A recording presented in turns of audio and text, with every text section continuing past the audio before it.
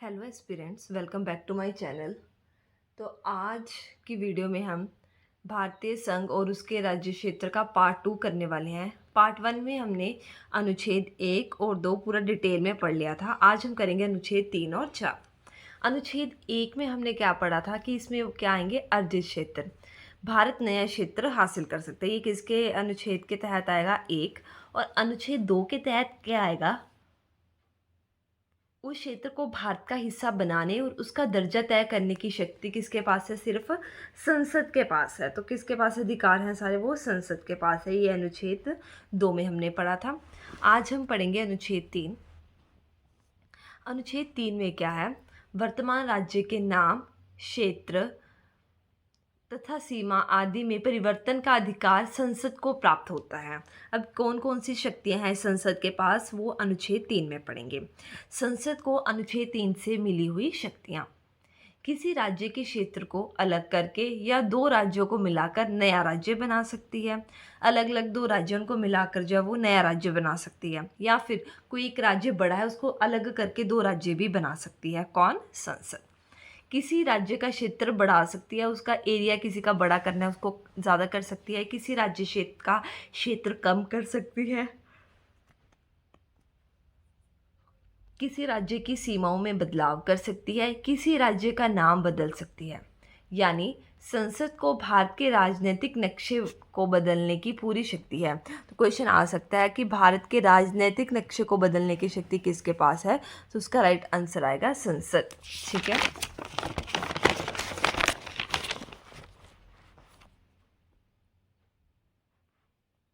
Next है, संसद इन बदलावों से पहले दो नियमों का पालन करती है। अब ऐसा तो है नहीं कि संसद का जो मन चाहेगा वो कर देगी, उसको भी कुछ कंडीशंस फॉलो करनी होंगी। तो वो नियम क्या है,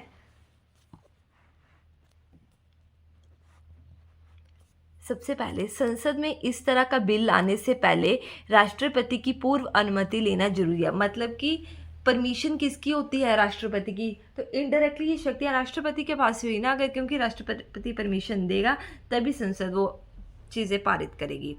तो सबसे पहले तो राष्ट्रपति की जो अनुमति है वो लेना जरूरी है। सेकंड, राष्ट्रपति इस बिल को संबंधित राज्य की विधानसभा के पास राय के लिए भेजता है। पहले गया राष्ट्रपति के पास, फिर राष्ट्रपति जो भी उस राज्य की जो विधानसभा है उसके पास सिर्फ उसकी कोई अनुमति नहीं लेता, सिर्फ एक ओपिनियन के लिए भेजता है।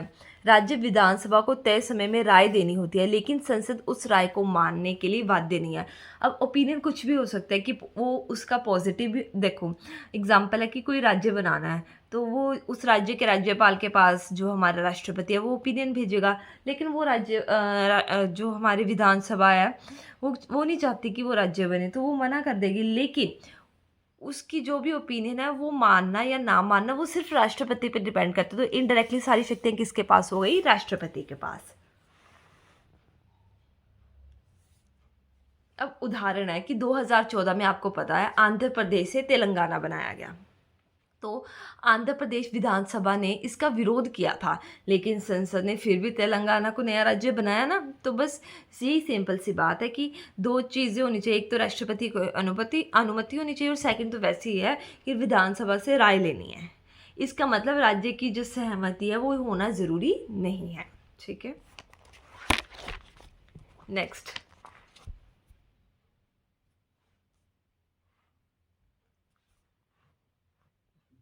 संघ क्षेत्र यानी कि यूनियन टेरिटरी का मामला। अगर किसी संघ क्षेत्र में बदलाव करना है तो राष्ट्रपति, संसद को वह वहाँ की विधानमंडल से राय लेने की कोई बाध्यता नहीं है। संसद जो है जब चाहे बदलाव कर सकती है, तो यहाँ पर राय लेने की ज़रूरत नहीं है। ठीक है।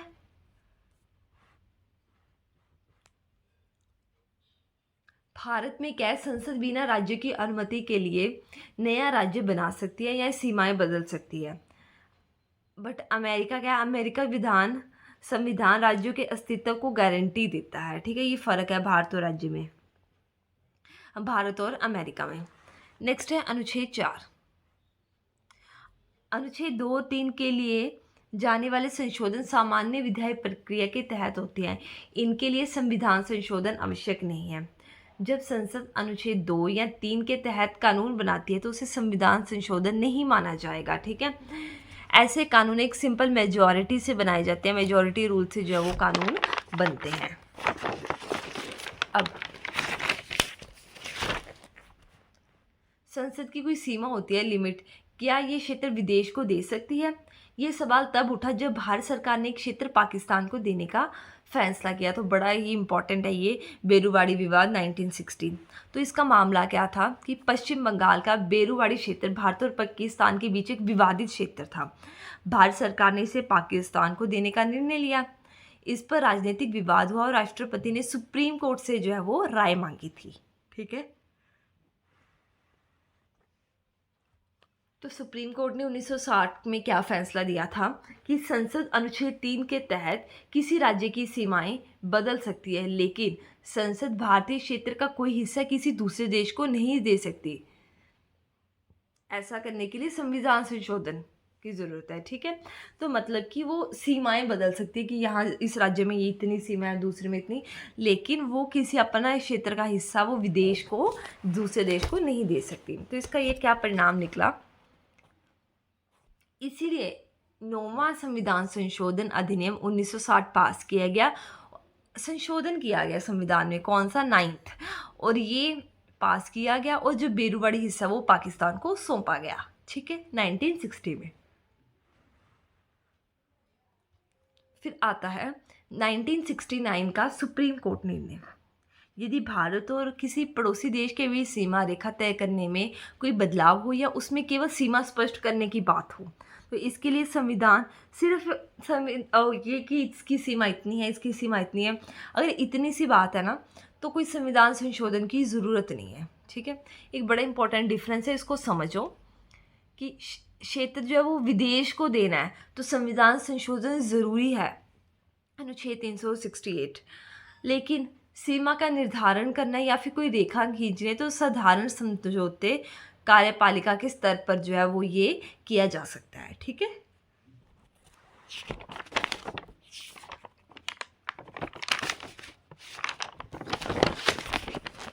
नेक्स्ट है बांग्लादेश के साथ क्षेत्रों का आदान प्रदान। तो ये कौन सा था? 100वां संविधान संशोधन अधिनियम 2015, बांग्लादेश भूमि सीमा समझौता। इसका पृष्ठभूमि बैकग्राउंड क्या था? भारत और बांग्लादेश के बीच सीमा बहुत जटिल थी। दोनों देशों की समस्या पर एनक्लेव मौजूद थे। एनक्लेव क्या होते थे कि इंडिया और ये बांग्लादेश की बाउंड्री, कुछ इंडिया का हिस्सा इस तरफ है, बांग्लादेश का हिस्सा इस तरफ है। उदाहरण, भारत का गांव बांग्लादेश के बीचों बीच और बांग्लादेश का गांव भारत के बीचों बीच। तो ऐसे भारत के 111 इनक्लेव जो वो बांग्लादेश में थे और बांग्लादेश के 51 इनक्लेव जो वो भारत में थे, ठीक है। तो इनके बीच में क्या हुआ? समझौता। कौन सा? Land boundary agreement, LBA। Bharat और बांग्लादेश ने तय किया कि इन एनक्लेव्स को आपस में बदल लिया जाएगा। लोग अपनी मर्जी से चुन सकते हैं कि उन्हें कहाँ रहना है। अगर वो इंडिया में रहना चाहते वो इंडिया में रह लें, अगर वो बांग्लादेश में जाना चाहते वो बांग्लादेश में चले जाएं, ठीक है। लेकिन समस्या क्या थी? ये मामला केवल सीमाओं को बदलने का नहीं था, बल्कि भारतीय क्षेत्र का हिस्सा दूसरे देशों को देने का मामला था। इसलिए इसमें जो है संविधान संशोधन ज़रूरी था। तो इसमें समाधान किया गया क्या? 100वां संविधान संशोधन 2015। इस अधिनियम के तहत भारत और बांग्लादेश के बीच 111 भारतीय एनक्लेव, जिसमें कितनी 160 एकड़ भूमि थी, वो बांग्लादेश को दी और बदले में 51 बांग्लादेशी एनक्लेव 10 एकड़ भूमि वो भारत को मिली। कुल मिलाकर अगर हम बात करें टोटल, तो भारत का लगभग 400 किलोमीटर स्क्वायर क्षेत्र जो है वो बांग्लादेश में चला गया। बट ये बड़ा ही विवादित काफ़ी टाइम से चल रही थी चीज़ें, क्योंकि ना ही वो लोग इंडिया में आ रहे थे, ना वो बांग्लादेश के हो रहे थे, ठीक है।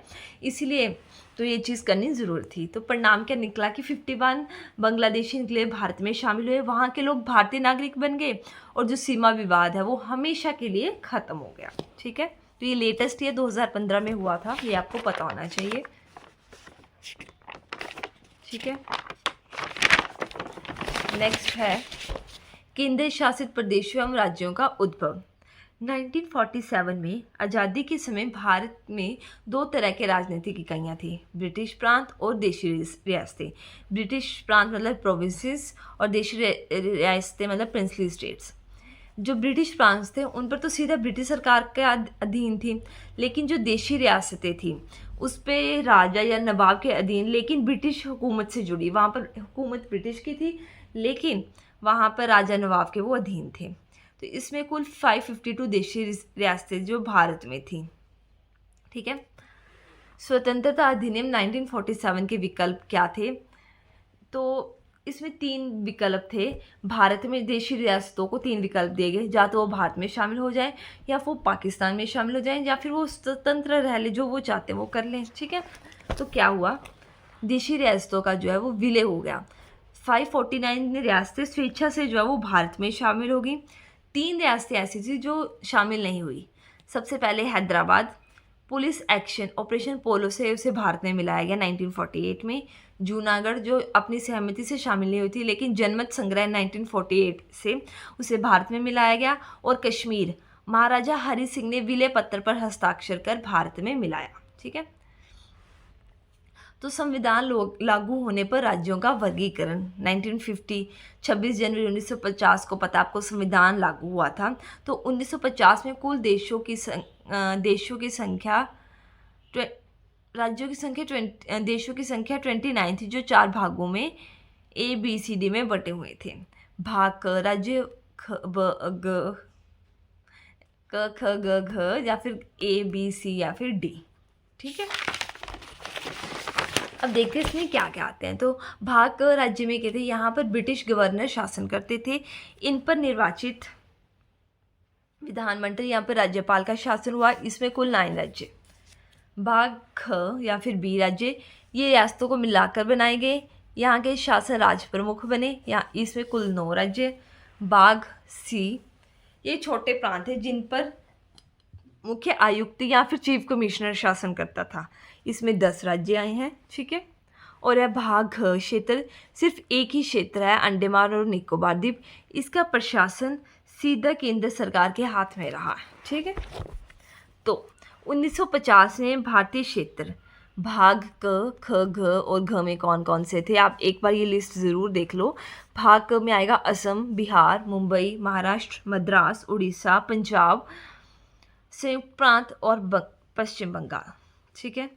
अगर हम बात करते हैं भाग ख की, हैदराबाद, जम्मू कश्मीर, मध्य भारत, मैसूर, पटियाला एवं पूर्वी पंजाब, राजस्थान, सौराष्ट्र, कोचीन, विंध्य प्रदेश।